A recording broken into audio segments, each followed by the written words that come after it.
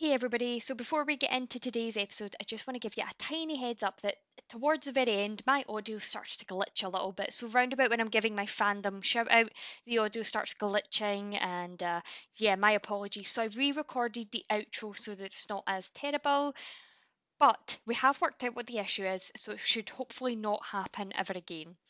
And I just want to give you a quick call to just say that we are looking for some feedback. So, audio issues aside, of course, we would love to hear back from anybody that listens to the podcast. In the description, I will be leaving a link to send us some of your feedback. It's completely anonymous. We would really appreciate it, and it will help us to improve. The link should be relatively easy to grab on Spotify and YouTube, etc. So feel free to grab it there. If you can't find it there, then always feel free to jump into the server, the Discord server, and we will link you there. Thank you, everybody, and on to today's episode. Enjoy!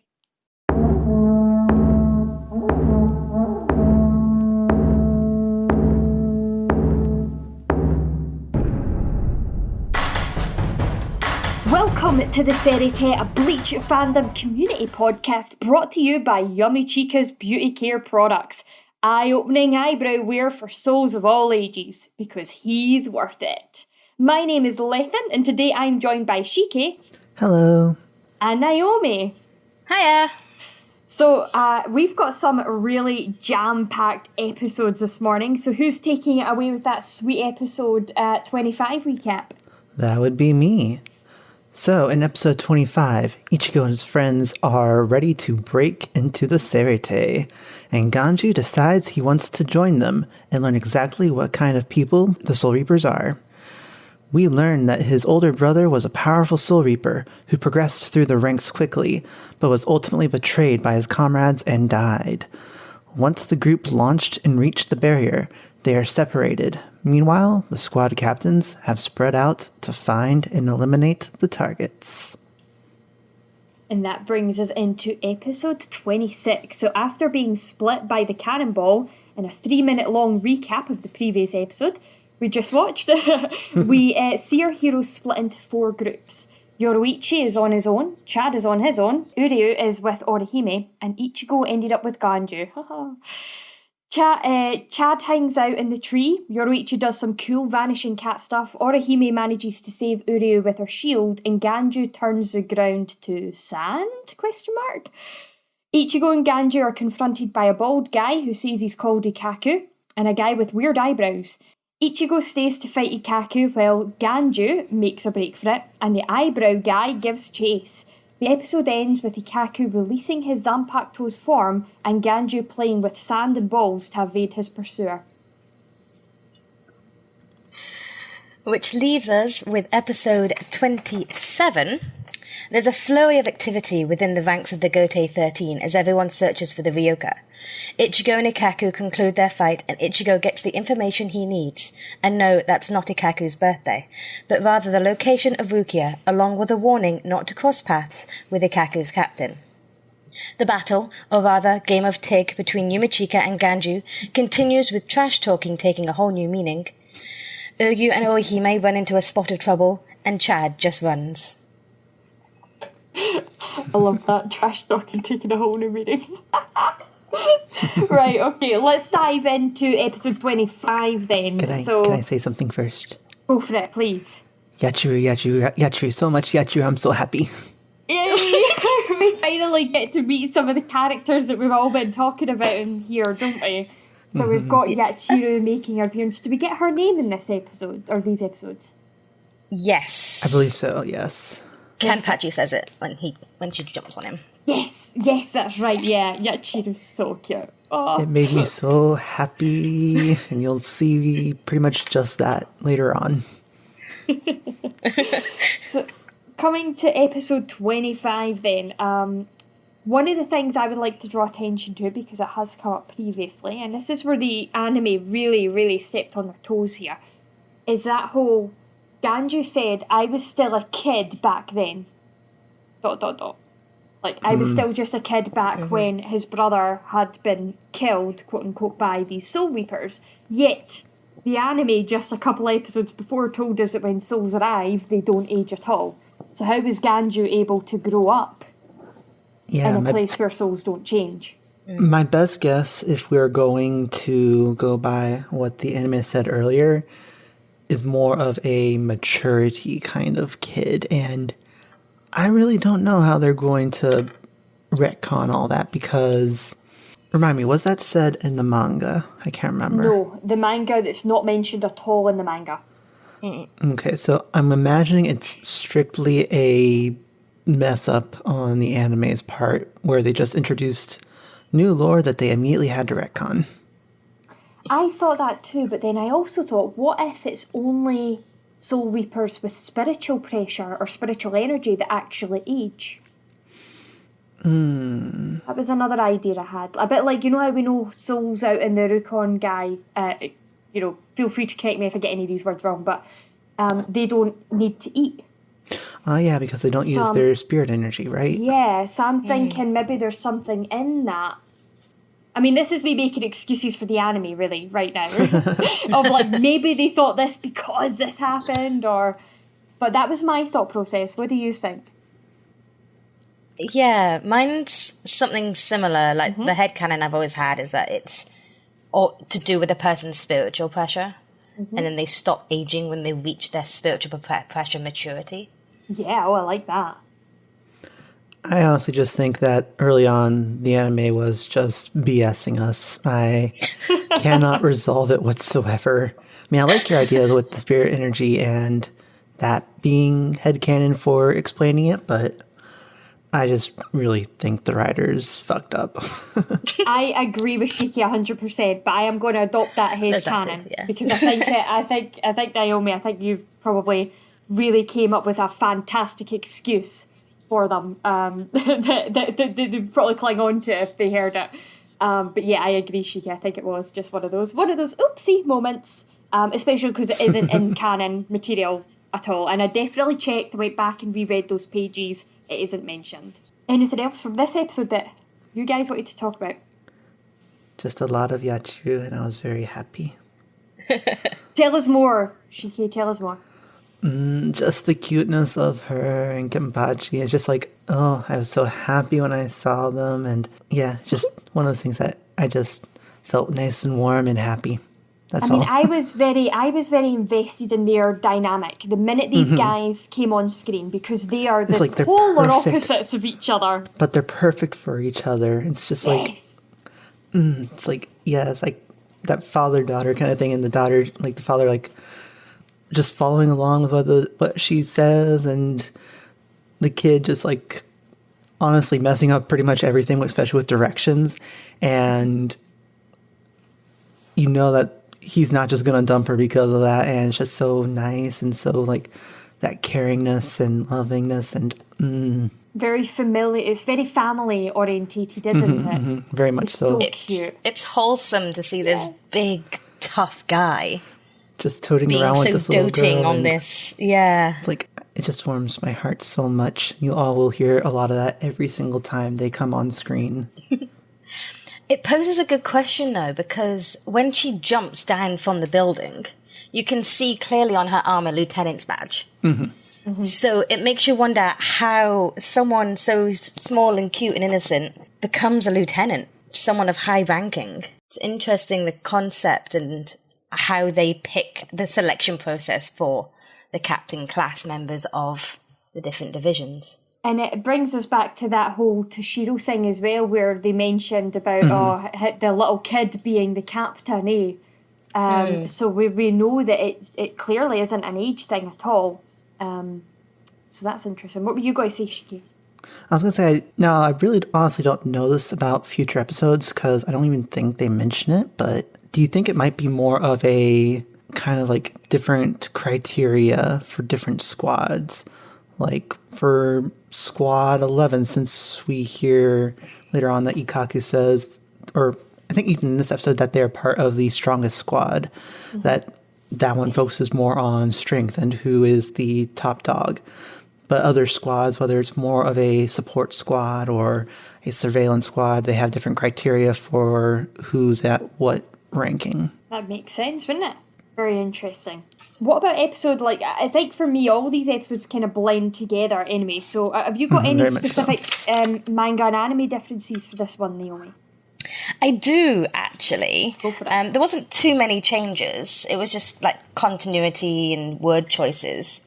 However, there was a couple of things with Ganju and him speaking about his brother. Kaku and Ganju's brothers in the manga's not as special as we thought he is in the anime. So in the manga, Ganju refers to his brother as special and that he finished the 6-year curriculum in 2 years, whereas in the anime, he's a genius and finished it in 1 year. Ah. That seems like an odd change, yes. Yeah, it does. And then when speaking about his brother's death, in the anime, he refers to the person responsible as ogre-like face.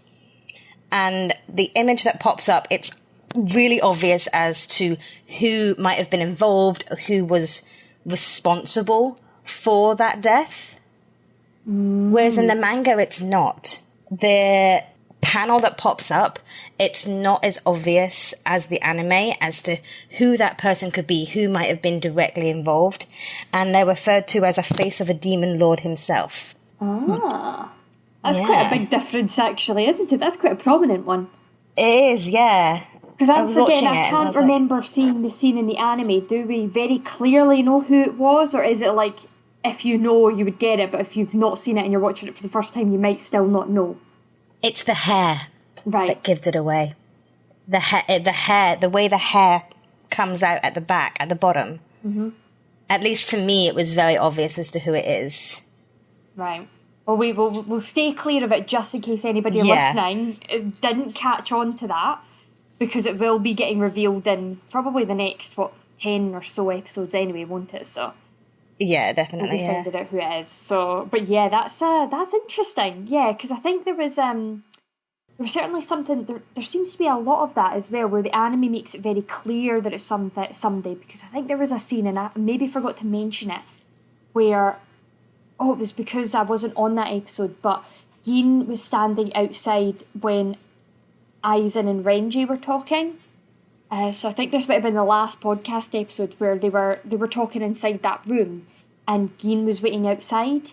And the anime made it very obvious that that's who it was outside, but the manga, again, it was a bit more inconspicuous. So that was quite interesting. It's like the anime needs to hold our hand, and it can't leave much up to the imagination. And do you know what's so funny about this too, right? And this is purely because I'm an absolute freaking idiot, right? True story. When I was watching the anime through, and I've watched this Soul Society arc through about 5 times now, there were points where I was like, oh, like Kubo didn't lay any seeds for that at all. He just pulled it out of his arse. Whereas actually reading the manga, I'm like, no, they're very clearly hinted at. And then as I'm watching through the anime now, because I've read ahead in the manga, I'm catching the moments even more vividly in the anime than I did any of the other times that I watched it through. So I mean, I can't say too much more without giving away some of the spoilers, but like Ganju talking about his brother dying and stuff like that, like there were moments where my first watch through, I thought a lot of this was getting just pulled out of the air and who the bad guys were and blah, blah, blah. But actually, it is pretty obvious when you pay attention. If you pay attention, Tammy, you pay attention. But yes. But then I was also think about back on the manga when Ichigo defeats Grand Fisher, because in the anime we see silhouettes of certain characters yet to come, but in the manga they are just full out all shown at the right after Grand Fisher's defeated. Mm-hmm.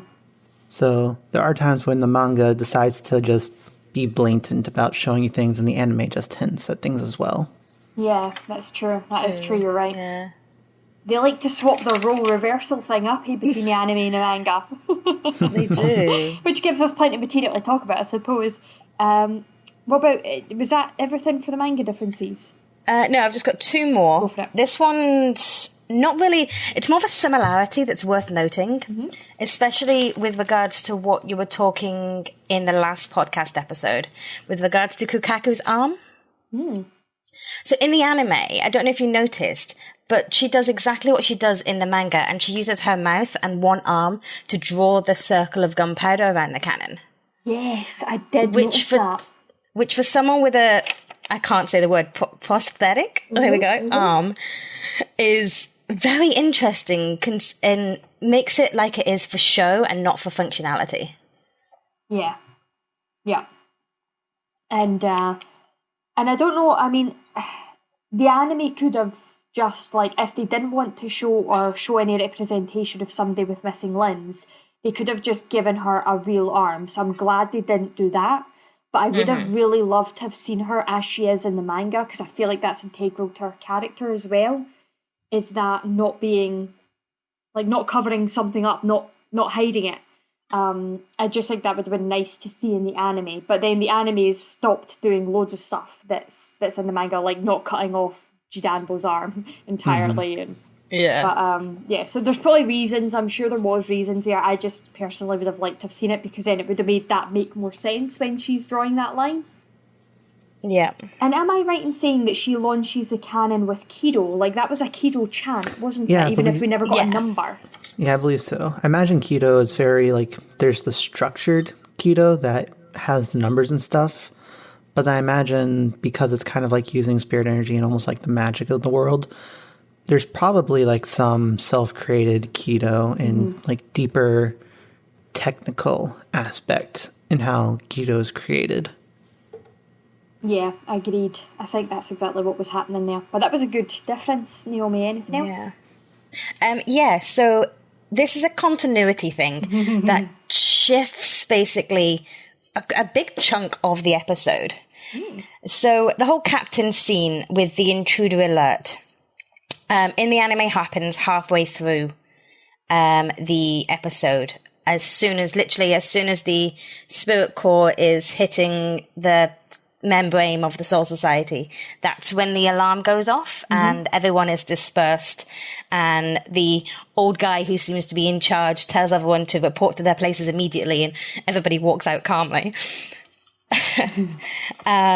In the manga, that comes before they've even launched. Ooh. And then there's a small scene with Kenpatchi and Yachiru saying that they've searched all night, which allows for a passage of time that takes for the cannon to shoot them. However, the questions that then poses is that, A, in the anime, they were in that meeting for a very long time and still had not come to any conclusion with regards to what to do with Gin. And B, in the manga, how did they even know that there was intruders before they'd even launched the cannon? That's a good question. That is a very good question. I don't even have an answer. I mean, the only thing I could think of is that when, in the previous episode, you had Ichigo struggling with his spiritual pressure and the huge, big force of energy that caused everyone to come running. If that force of energy was so big, so great, they could have sensed that in the Soul Society, and that's what alerted them. That's the only explanation I could come up with why the manga saw that first. Whereas in the anime, they can clearly see this huge ball coming towards them, and that's what makes them react. Yeah, I think the anime probably made it make more sense, especially if there was an explanation missing from the manga. I think what the anime did do was probably the right way to do it. Obviously, it would have been nice to have gotten that explanation out of the manga, but I don't know, maybe it's just the time. Maybe Kubo assigned the time slightly differently in the manga, I don't know. Where we're seeing something happening out of sync, potentially. Yeah. But, yeah, I can't think of anything. Yeah, I can't even think of anything as to why. I can't even come up with an excuse for it. Yeah.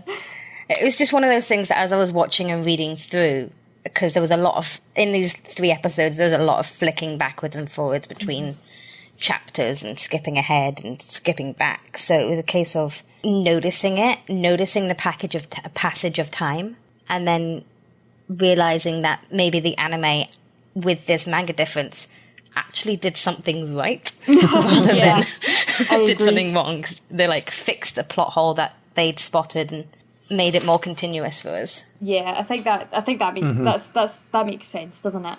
Yeah, that's the most logical solution I can come up with. Was there any other? Nope, that is it. Yeah. Shiki, what about sub and dub? So there was only one major difference, which was when, right after Yoruichi did his thing with the spirit or the cannonball, in the Japanese version, Yoruichi is very mocking of Ichigo by stating, "Do you resent it? Do you resent that I could easily do something that gave you so much trouble to accomplish?" While in English, he was more boasting, like saying, "I can see it bothers you, but I don't know why you would find it surprising. You'll learn that there are many things I can do that are far beyond your reach." So yeah, I just found it interesting how English made it more of a boasting tone rather than a mocking tone. It's different how, like, the different... why they did that, and maybe it was more easier for people to understand that it was, look at me, I'm boasting, like, that kind of character development instead of the making fun of Ichigo. I don't know, it's... Although I imagine making fun of Ichigo would have made more sense because I personally like that since, legit just minutes earlier, Ichigo kind of messed up his tail. So that's probably more of a getting back at him. Yeah, that would make a lot more sense. I think maybe the reason why they did this particular difference was for foreshadowing reasons. Maybe they wanted to allude to what we've got coming up with Yoruichi's character. Yeah, probably. That's the only idea that I can think of. But that was an interesting difference. Any last thoughts for episode 25 before we make our muddled way into episode 26 where all the lines are quite blurred? I love Yachiru so much. Father-daughter relationships for the win. Yes. Yeah. This is not where I bring up my hashtag daddy issues, but anyway. Episode 26 then. Now, Naomi, correct me, this is where you set me homework, right? I did, yeah. You did. Yeah, tell the audience what it was you asked me to do. So, I asked you to take note of what Orihime is talking to herself when she's sleeping and wakes up with Uryu I have comments on in the that. Seireitei. I have comments on that Oh, after good. you're done. But I only saw the anime, so I'm curious to see what the manga is. Yeah, so Okay. what will we start with first then? Will we start with the sub, then do the dub, then do the manga, or do you want to do it manga? Let's start with the manga. Okay, go for it. So in the manga, she says, "Oh no, Ichigo, close quarters combat." And then when I switched to not the Viz Media translation, it's, "Oh no, Ichigo, you're too close." So it's all about Ichigo being too close. And there was actually a panel of Ichigo's face as if she's imagining Ichigo leaning over her. And she's getting all shy and she's like, "Oh no, Ichigo, you're too close." So that's what the manga is. Okay. Shiki, do you want to... So there's no difference, but because they did this exactly the same in the sub and in the dub. I was even interested how in the dub they kept it as Poo-san and P-tan. Yeah, because I wrote them down, because I was like, I wrote those words down, because I'm like, I have no idea what these fucking words mean. I wasn't sure. I was like, are these sex positions? Are these, like, what's happening here? But I'm guessing it's not. That's what I'm thinking. So, of course, they use san and tan, because Poo-san is obviously Mr. Poo, and P-tan is like almost like Mr. and Mrs. P, but tan is just a weird, like, childlike way of saying chan, which is the honorific you use when you find something cute. But when I heard that, it was like, Orihime, I guess you prefer anal? Yeah, like, what is happening here? Is this like is this straying into the realm of golden showers and things? Because that is not where I'm wanting to take this podcast at all. But like, I was so confused. So I wrote it down for you, Naomi. I wrote down everything that she said from when the scene starts. So she says, and I've got question marks beside the words I was unsure about. Wait, this is all no good, Ichigo. I can't see you. It's not Muson, it's P-san, silly. They sound alike, but they're not. Oh, come on now, Ichigo, be careful. Close quarter combat. And then she wakes up. I don't know how I feel about this. I'm 100% convinced that she was imagining Ichigo and her having sex, and she wanted to go anal. Yeah. We're definitely going to have to put the explicit rating on this podcast episode. Yep. Sorry, listeners. These past two episodes are... That's exactly where my thoughts were heading, and I was just like, because I didn't know those words, but I knew them enough to to know the directions, if that makes sense. And I'm like, I mean, I was really hoping there was they had an actual translation in Japanese and that it actually meant something completely innocent. Nope, it was and it wasn't where my brain was going. in English and Japanese. They did not change that whatsoever. wow. Okay. So coming away from the thought of school kids having anal, let's... Was there It's any legal other... at that age in Japan. Oh my god. Was there any other moments or thoughts before we come into the manga differences, or we'll just come straight into the manga differences? New songs. Yes! Yay! New intro! Thank you, Shiki, thank you. And new outro, I believe. Yes. I love this intro. This is like, in terms of like the animation, not song, but the animation, this is like one of my favourite intros, even if half of what we see never fully happens. Type, you know what I mean? Like, that really led me on. But the close-up of Tashiro's eyes, I absolutely appreciated, and seeing him running on water was just the coolest thing ever. That was part of the reason why I became so obsessed with that character, was because I thought, he's running on water, he breaks a rock, he's got great eyes, like, what's not to love? Yeah, it's definitely one of my more memorable songs, because this is like when I think Bleach, I think of like 3 songs in particular, being our first OP, this song, and I can't remember the name of the other song. It's the one that's your ringtone, Lethan. Oh, is that the 5th opening, I believe? I believe that's the 5th opening. I believe so. Yeah, I can't remember the name of the song, but yeah. Yeah, those are the 3 songs I always think of when I think Bleach. Ooh. Be good to see when we get them swapped around again. But yeah, I love this intro, and the outro's good too. Yes. I love them for the fact that you see characters, it gives you a glimpse of what characters are going to be more prominent in the episodes themselves. Most definitely, yeah. And can we just take the... Oh, sorry, go for it, Naomi, sorry. No, on you go. I was just going to say, can we take the time to appreciate that they had to individually animate the ending of these outros, because we're focusing on a different squad? Oh, yeah, that's right, they do that. And with a little cameo, I didn't expect to see... There's a little cameo in the ending of this episode when we're focusing on Squad 6. Yes. With a different a female character that we've not met before. And I didn't expect to see that, actually. I was like, oh my gosh. Know exactly what you mean, yeah. So there's a female there, and she sat in front of Byakuya, but that's all we see, is just that. So that's somebody that hopefully we'll get to meet very soon, or find out about very soon. But yes, that was quite good. I've actually got that written in my notes as ending Renji and Byakuya in front of Byakuya as a girl, Squad 6. That's what I've got in my notes.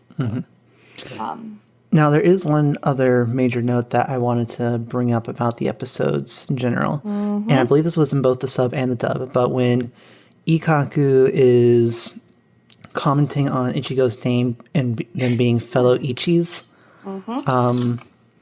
this might not be something that a lot of English speakers understand. But first, Ichi means number 1 in Japanese.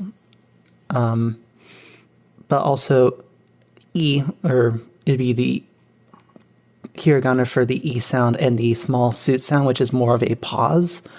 That is also used when you're referring to number 1 in other contexts. And they both have the kanji for number 1. So that's what he is referring to when they're both ichis, because they're both like the number 1s.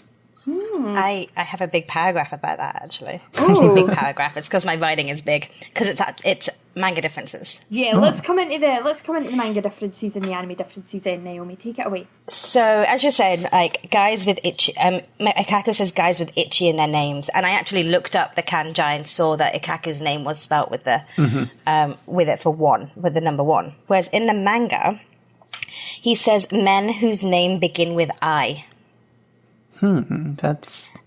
And reading this, it made me wonder if this isn't just a manga anime difference, but maybe a translation difference between the original Japanese manga. Did you look up and the original Japanese? English anime. I didn't. I wouldn't know where to find them. I was just reading the official Viz translations. I'd love to see I if we bet can though find it some would. I raws. bet it would have though.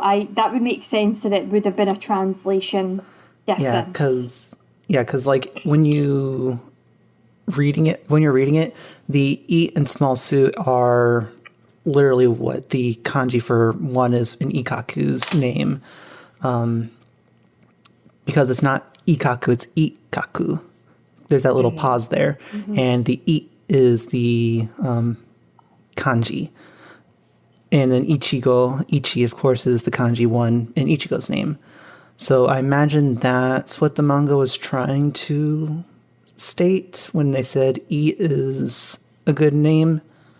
That's just what I imagined the translators tried to do. I'd have to see the raw to see if like they're actually using the kanji for number one when they're saying it. I would say probably. If anyone does know, be sure to let us know on the Yeah. Discord. Yeah. Get in Discord touch, let us plug. know. We've got our Discord or Twitter or Tumblr, or reach out to us on one of the socials, let us know. Any other differences, Naomi? Just one more. The main differences in this episode were extended dialogue and fight scenes, just to flesh out the episode. It's worth noting that the Ikaku Ichigo fight continues in its entirety without a break in the manga. Right. Whereas in the anime, it spans over 2 episodes and gets interchanged with various snippets of what other people are doing within that time frame. To sort of make it interesting to watch, isn't it? That's like a TV show, movie thing, isn't it? The way they edit stuff like that. Yeah. But a good example of this, of the extended fight, is Yumichika and Ganju.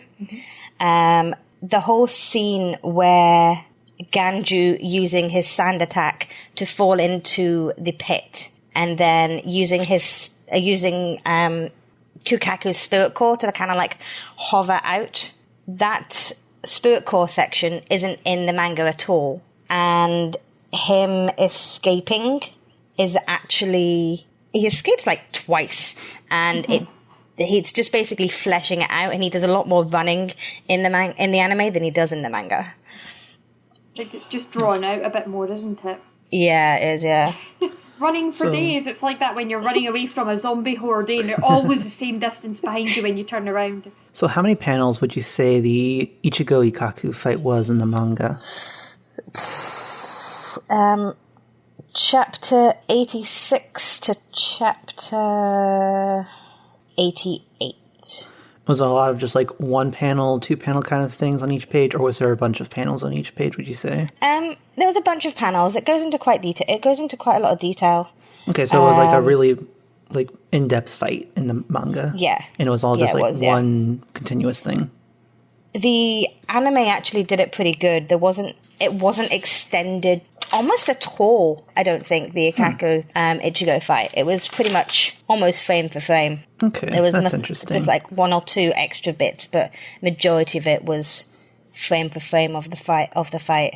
Yeah, because I was originally thinking that if it was like kind of shorter in the manga because it'd just be like fewer panels, then I was going to think that maybe they extended it in the anime and they just tried to interweave some things in between so it's not just a 15-minute straight fight. But since you're saying that's pretty much frame for frame, exact kind of length, then yeah, I imagine they just made that change in the anime so it's not one episode of just them fighting, nothing else. Yeah. I think the good thing about reading a manga is you can read it at your own pace. If you're somebody that likes to pause on these panels and really see the detail of the action, you can. But if you're somebody who just wants to skip ahead to the next bit of dialogue, you can do that You just too. like glance through it. Yeah, whereas in the anime, you're watching at the level or speed that they want you to watch at. You're kind of stuck with that. So I think interspersing it with other things happening is actually a really good way of keeping audiences engaged in something like that. Yeah, And definitely. we might see that happening more when we come into more fights happening later as well, which will be interesting. Now, there is one big thing from this episode that, again, when I first watched, or the first few times I watched the anime, it went right over my head, even though it was very clear. But in the manga, when I was reading it in the manga, it really stood out to me because I had that time to spend on the panel to really absorb the information I was seeing. When Ikaku and Ichigo are fighting, I'm pretty sure it's this episode anyway. Yeah, it is this episode, I've got it in my notes. Ikaku asks, "Who trained you?" and Ichigo says, Kisuke Urahara. And Ikaku's like, not that guy. And we get a very clear image of Kisuke Urahara in a Hayori, which is the captain's uniform. I noticed that, and I was like... without his hat, in his Hayori, and instantly that's telling us straight away, whoa, there's so much more to that character. We knew, it had been hinted at, we knew he was powerful, but captain? Interesting. Yeah, that's... When I saw that was like a, whoa, I didn't even realize that we'd be touching this. I thought this was going to be like spoiler territory for a very long time. Me too. And it stood out more to me in the manga because I can read that at my own speed, which is fucking slow. It really is. But yeah, that really stood out to me in the manga. And then I was like, no, I don't think that's in the anime at all. And bearing in mind, I've seen the anime 4 times by this point, right? This is my 5th watch through. And when I watched it in the anime, I was like, oh, there it is! How did I not notice that before? So yeah, I'm just really calling that to attention, that if you might have missed it, go back and see it. You will see it's a very clear image of him in a captain's uniform. Yeah, because it stood out to me as well. I actually had to pause the episode and go back, because I remember you mentioning it in our chat. Yep. And posting the image saying, oh my gosh, the manga has such like this huge big spoiler. And then it pops up in the anime and I'm like, oh my gosh, it's there as well. How did I not seen this before? And that's proof of just like, how fast it goes by, doesn't it, maybe? Yeah. So, that was good. I mean, maybe it's because before we were watching it for our own pleasure, so it's not something that just like kind of clicked, but now that we're actually watching it to be analytical and talk about it in the podcast, we are noticing these like little tidbits of things. So much more. Yeah, you're right. So yeah, we're just calling that to attention to anybody watching for the first time. Go back and pause it. You'll see what we're talking about. So we won't say any more than that, but just keep that in mind, is all we're saying. Was there anything else for episodes? I think that was the manga and anime differences. Naomi, anything else? Nope, it was just the fact that, the Ikaku Ichigo fight was all continuous, and then after that, it goes into Yumichika and Ganju. What about sub and dub differences? Actually, there were no sub and dub differences, but that's probably just because it was mostly a fight episode anyways. Very true. No, that's fair, Well, we'll slide on into episode 27 then. I have, no notes for this episode, really, at all. There was nothing majorly that stood out to me. All I've got there was about the ending. We got to see Squad 3, which was Gin Ichimaru and a blonde lieutenant who we did get a glimpse of, who was, I think, he was part of the squad that was in pursuit of Yoroichi when Yoroichi came down. And then Yoroichi vanishes and we see that blonde boy, giving orders to the rest of the people to say, go and look for them, blah, blah, blah. So we know that Gin Ichimaru and this blonde lieutenant are in the same squad together. So that's all I've got, really. And Gin has red eyes. Because we see that in the outro as well, when he opens his eyes, according to the anime. That was the only thing I had for episode 27. What about yous? I didn't really have many notes for 27 either. It was a pretty straightforward, just conclusion to all the fights, and just playing more on the personalities of Ikaku and I'm never going to remember his name. Yumichika? Yumichika. Yeah, Yumichika. It's just more playing on their personalities, and I do enjoy Yumichika's very narcissistic personality, and always wanting to keep his beauty standards up and calling the execution pit someplace you never want to fall into. Although we don't learn that until the end of the episode, that was because it's full of trash, and he just hates it. What about manga and anime differences then? Well, so before I get into the differences, just like to note that this episode is classified as a mixed canon filler episode, meaning that the differences between the manga and the anime are so great that it actually has its own category. And this is actually our first of many mixed filler episodes, and which actually makes it really hard to figure what is canon and what isn't, especially with the anime's tendency to jump between the characters, which meant reading along. I think I had to skip almost up to chapter 96 just to make sure things were actually canon and not canon. However, It's not up for us to decide. It's up to you to decide if the filler parts detract from the main story or enhance our favorite anime. So now with the differences. The scene at the start with the Squad 4 member bringing food to Rukia. Mm-hmm. I love this character. He's amazing. That whole scene is anime only. Oh! Yep. My heart. We don't actually meet him until much later.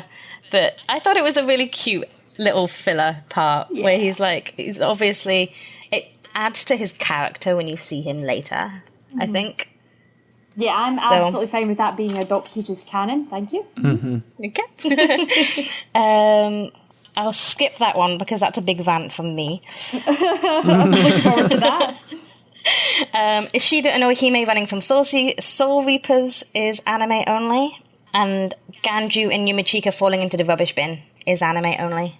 But the smoke bomb in the manga is how he runs away the first time in the manga.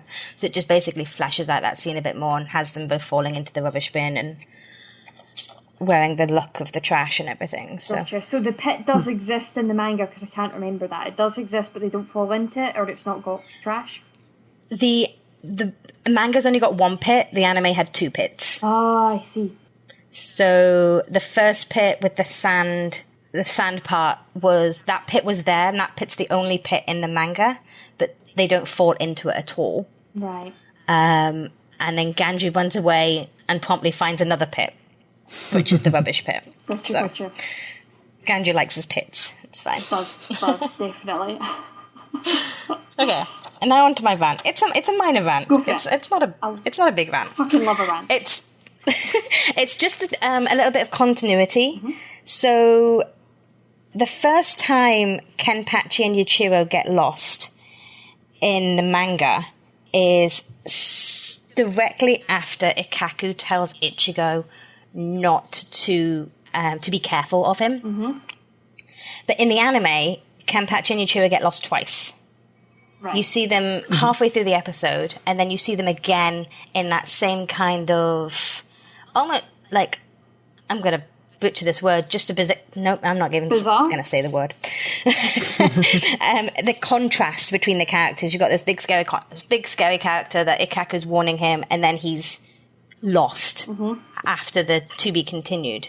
Mm-hmm. And I feel that the way the anime did it, with already showing him as lost, it loses that comedic effect, and the reveal of him isn't as poignant as it is in the manga, with him only seeing him lost straight after the panel after Ikkaku says it. So I feel like it loses something in the translation between manga and anime with adding that extra scene in. Yeah, I can see that. I can see that, but I'm not going to complain because that just means I get more Yachiru time. You get more Yachiru time. Yeah. Yachiru and dad time. Yes. Yeah, no, I get that. I think I can see what you mean, because I think I do remember that bit standing out to me when I was reading the manga, because I've just started enjoying the manga so much, because originally I was reading it as I was watching the episodes, but I've been enjoying the manga so much, it's so good, that I am now way into the future where we're seeing characters that just, anyway, I'm halfway through or nearly finished the next arc. That's how far into the future I am. So I couldn't help myself, though. It's so good, and I definitely encourage anybody that's just watching the anime to go and read the manga as well, because it's so good. Cool. Was that everything for manga and anime? Yeah. Cool. Yeah. Shiki, anything from you? So the only real difference, and it was in my opinion, it's a pretty small difference, but in the Japanese version of the anime, we see Ikkaku asking how many people he brought, or Ichigo brought, and it was implying that you would need, I believe it was 8 or 9 people to bring into the Soul Society. But in the English one, he said it was 6 or 7 people. So it's just a weird difference of saying you must have brought these many people, which I don't know why they made the difference different, but that's the only real major one that I saw. What was it? 8 or 9 and 7 and... What was the differences? Yeah, I was like, in one of them, Ikaku said, you must have brought 8 or 9 people with you. And in the other one, he said like 6 or 7. I wonder, right, because this is just me, and because, again, I'm an idiot, so I would just like to re-emphasise that for the audience listening. I used to always get confused between, and I don't know why, but I used to always get confused between the kanji of 7 and 9. Always. So I wonder if, and again, it's just because I'm an idiot, I wonder if maybe that could have happened potentially to somebody else, making me feel like less of an idiot. Maybe that's where that's come from. Maybe. So it was 6 or 7 or 8 and 9. Mm-hmm. Yeah. The manga is 7 and 8. I love that. That's amazing. So yeah. That's that joke, 7, 8, 9. Yeah. Maybe that's what they did. Maybe they did it just for the lol then, because maybe they recognised the manga as saying it different to the sub, so let's just fucking do our own thing, and make it really funny. Maybe they have behind the scenes jokes that we just don't get to hear about. Yeah, but that's the only difference that I saw. Any final thoughts as we hit our 48-minute mark? Any final thoughts, anybody? Looking up, though I know how we were talking about Ichi versus starting with I, I haven't found the official Japanese scan of the panel. However, I have found a unofficial translation in which it is Ichi instead of I. Which would make sense. Which means it's... Yeah, so it's probably a viz making it easier for the audience to understand. Maybe. Yeah, probably. Cool, okay then. Well, will we come into our delving into the Dangai then? Have we got any final parts anybody wants to say about any of these episodes? Yachiru is best part. It's going to be a common theme. Cool. Shiki is standing for Yachiru. Yes. Do you know what? This episode is swinging like a pendulum. In one sense, it's so pure and innocent, and then it just swung to the complete opposite end at one point and then swung back again, I was about to say, can we turn back the pendulum to go to Yachiru? Maybe we should turn back that pendulum. You can't see me as I'm winking right now, but anyway, let's come into delving into the Dangai then. In today's Delving into the Dangai, we have some cool news that we have confirmation for the Burn the Witch getting a simulcast on Crunchyroll. It will be releasing on October 1st at 5 p.m. Pacific time. So if you want to see Burn the Witch, that's when you tune in. Amazing. It's exciting. And we are hoping, fingers crossed, because we're in chats about it, about on the server doing a watch, because we had a movie night last night that went really well, and we were watching the second Bleach movie, so there was about 20 people signed up for it, so we were all watching it together. I don't think everybody managed to get in on time for it, because there's always a few people that don't manage to make it even though they've signed up for it, but I do think there was at least 15 of us watching last night, but we're going to try and do something similar with Burn the Witch, and then potentially do a bonus podcast episode. That's the hope. And maybe... I don't know if this is what we're going to aim for, but maybe we can get some of the audience in the Discord server to give us their thoughts on the Burn the Witch movie, and we can read off some of those comments and thoughts on the movie. Yeah, that would be amazing. That would be so good. Yes, so very much, if anything like that, movie nights, Bleach, just geeking out fandom-wise, to be fair, I did rip apart that second movie last night. I was like, this has more plot holes than any image that's used to scare somebody with trypophobia, ever. So, it's so bad. But anyway, that's a whole other thing. We're not just here to be completely fan people. We're there to be constructive and chat and really get our thoughts across as well. So if anything like that appeals to anybody listening, come and join the Discord family. Can't say it more than that. Cool, okay then. Was that everything for delving into the Dangai, Shiki? That's all I got. Amazing. So let's come into our Shinigami Cup Peroxide edition then, and in keeping with our lovely tradition, Shiki, who wore it best? You probably saw this coming from a mile away. Kenpatchi carrying Yachiru. Of course. Of course. Of course. Naomi, what about you? Yumichika and his vanity. Oh, do you know what? You've just stepped on my ship. I love it, yeah. I love it. My who wore it best was Yoruichi and the lovely modification that Ichigo made to his tail. Yes. Best ship then, Shiki. You probably saw it coming from a mile away. Kenpatchi following Yachiru's misdirections. What?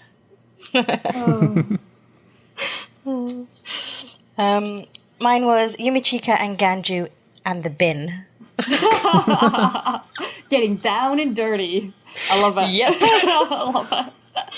My best ship was very similar to your wore it best, Naomi. Mine was Yumichika and everything that is beautiful. Because beauty seems to be a very apparent thing with him. And then double takes. Once more, you probably saw it coming from a mile away.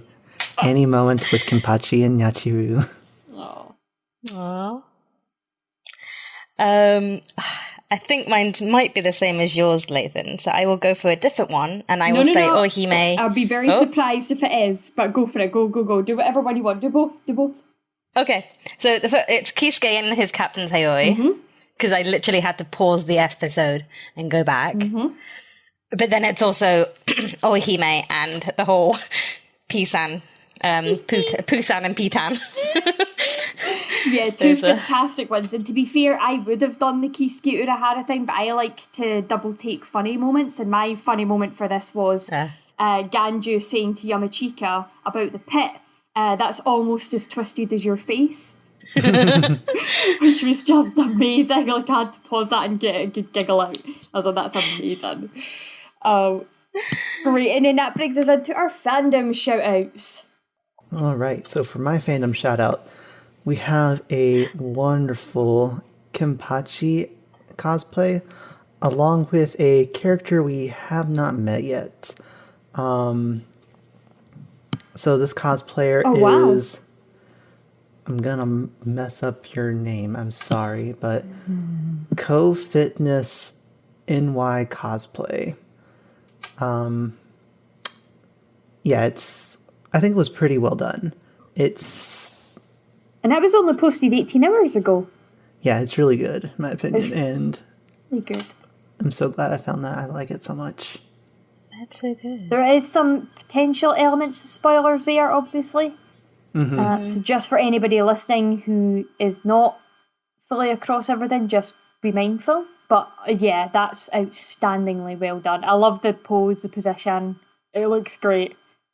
Mine is from Twitter user @star2n4il, and it is this image here. It was posted a while ago. I first saw it on Reddit, and then it got posted in the Discord server as well. But it does have a little minor spoilers, but I just love that it's such a gorgeous piece of art.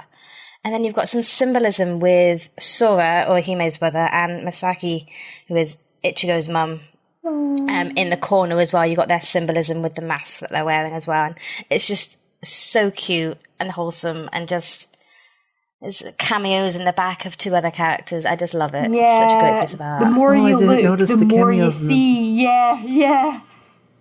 I love this so much. The more you look, the more you see. That art, like just that stylization of that type of art is honestly beautiful. And the characters all look amazing. Because at first I thought that was Rukia, not Karin, but actually no, it's not. It is Karin and Yuzu, and they look great. They look so good.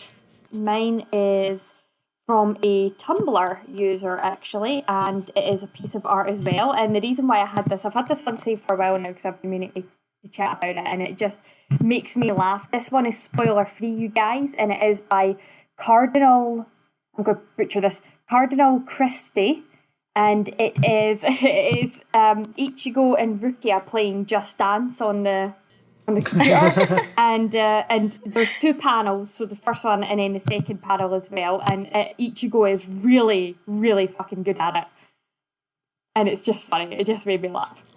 I love how into it he is. He gets so into it, like, Rukia's late with moves and he's getting, like, flawless execution, and Rukia's just like, wait a minute, how did you get so good at this? Oh, that's so good. So good. So there's no spoilers on that one, it's just funny, like, alternative universe, or potentially what they did do when they were in the world of living together, we don't know, you know? So that's my headcanon, that they did play Just Dance and Ichigo was really good at it. Yeah, so that's my fandom shout out. So Cardinalchristy on Tumblr, well done. That is a fantastic piece of art and really cheered me up, actually. Really made me laugh when I saw it. Great. Any final thoughts or bits before we wrap this episode up? Yachiru, the best. Fucking God. You will never hear the end of it every single time Yachiru comes on. I will gush.